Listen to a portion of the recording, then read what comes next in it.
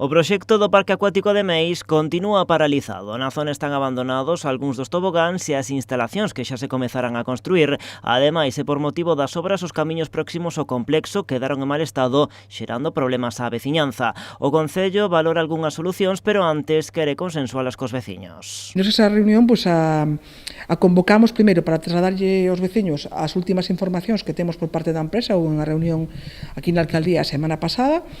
E a segunda cuestión é se queren ou non queren seguir adiante coa execución do aval. Se o Concello executa o aval, o que faríamos obviamente é mellorar ou restaurar o estado deses camiños que quedaron en mal estado, porque no inverno é verdad que é unha época na que a circulación é máis peligrosa e o estado dos camiños así o pon de manifesto. O aval do que fala Marta Giraldez ascende a 100.000 euros e está depositado nas contas do propio Concello.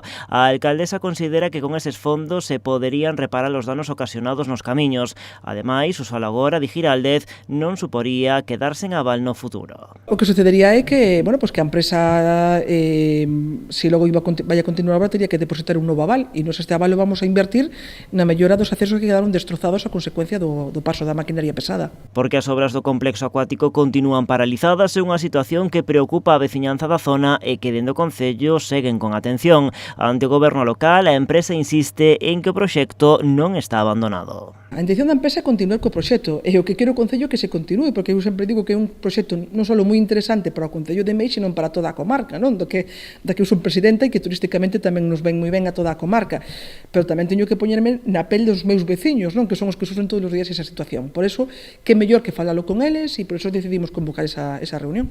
Esa reunión está convocada para este xoves. Antes desa data, a empresa comprometeuse coa alcaldesa a informar de varios avances que irían na liña de retomar o proxecto, e polo de agora mantendo a data de rematar as obras antes do verán de 2023. O que quere o Concello é que esa obra continúe, que se chegue a bon fin, e que, se é verdade o que nos dicen desde a empresa, o próximo verán podamos inaugurar ese parque acuático e este a disposición de todas as persoas da nosa comarca, do noso Concello e dos que nos visitan. A xuntanza vai ser este xoves ás 8 da tarde no Parque de Penente. Está convocada para toda a veciñanza da parroquia de Nogueira, nomeadamente dos lugares de Penente e Quintáns, que son os máis afectados pola construción do parque acuático.